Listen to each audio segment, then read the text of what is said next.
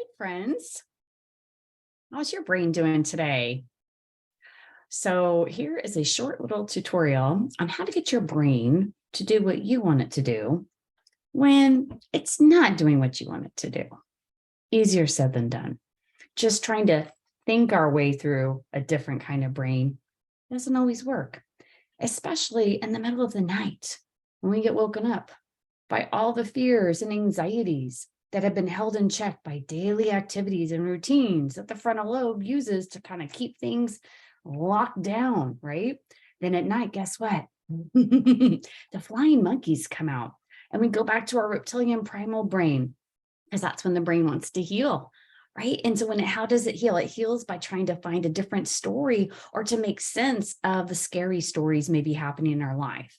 And so, things like going through an illness or a surgery, death or grief, or even sort of anniversaries, memories of experiences the body holds, really fascinating, or for any number of reasons on this planet right now, which is why I chose this very calming background. So tap with me. Here we go. We're going to help get our brain in check with some tapping. Super simple, effective for lots of different things. I usually tell people, let's use this before we find some kind of breath practice, which is always great. Sometimes though, we've got to just, lasso the brain, get it to the ground. Okay, now let's find our breath. All right, so tapping, super easy. Now I have a certain sort of script that I follow. It's what I teach in all my workshops and to most of my clients. So if you want to use this one, great. If not, use one that speaks to you. And it's always for anxiety. I have to be honest. I think that is sort of the precursor for all the other things that goes on in the brain. So anxiety is really the alarm bells of our primal, our reptilian brain that's trying to get our attention. It's not doing anything wrong. Your brain's not doing anything wrong. It just may not have all the right information, right? So let's give it some different information. So the senses, right? That's where we're going to go with this. So we're going to start, let's get right to it. We're going to take our two middle fingers. We're going to go to our glottis, the base of our throat. We're going to go down. And by the way, you can use either hand, right or left. It doesn't matter. We're going to go down 2 or 3 inches to the center of our chest and then over to that same side, really into the chest wall, right? Where the sternum comes down into the soft part of our chest and the pectoral wall. Now that's a very interesting place for the brain. The brain pays attention to that.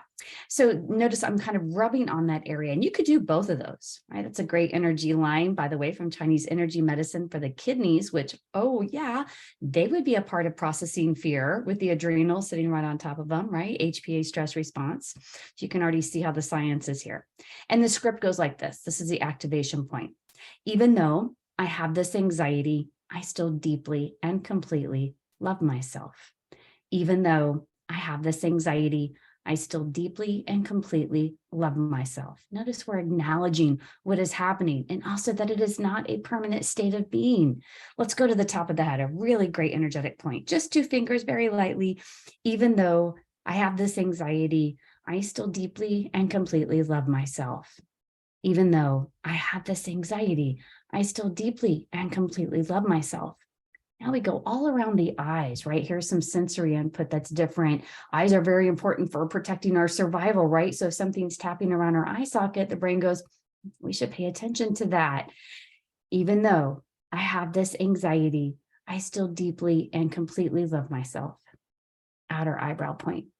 Even though I have this anxiety, I still deeply and completely love myself.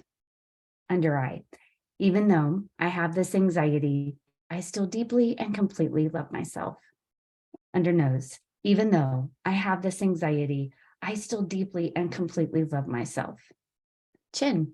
Even though I have this anxiety, I still deeply and completely love myself. Collarbone.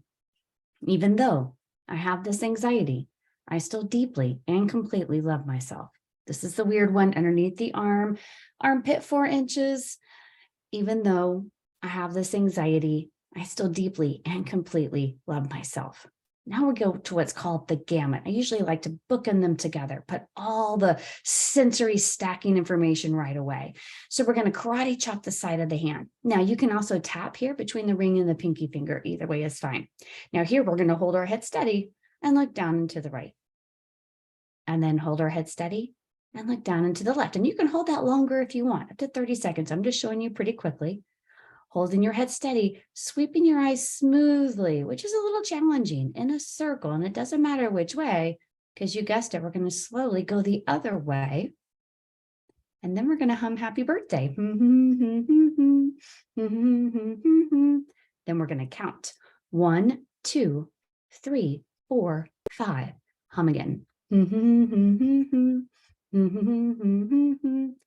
And then let's pause, resting our hands, maybe in our laps. Usually palms down if we're feeling anxious, right? It helps to bring some groundedness into the body, like into the thighs is a good place, or into the belly. One hand to the belly, one hand to the heart is also a great choice.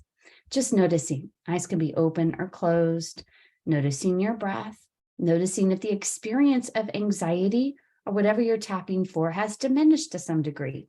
Usually, right, it's dropped a little bit after that first round, but it's going to take a few more rounds. So now you have this to follow. I hope it helps you. I hope you reach out to me with any questions, or if you're interested in any of our Warriors workshops or understanding your own biology, your own neurophysiology, your own unique stress and trauma story. A lot of it has been kind of handed to us, right? We've been handed a whole big mess of stuff. What do we do with it? We have a lot of information that can help with that, right? It's the best time to understand trauma in the world. We know so much about it. So please reach out to me if you need anything. Love and hugs.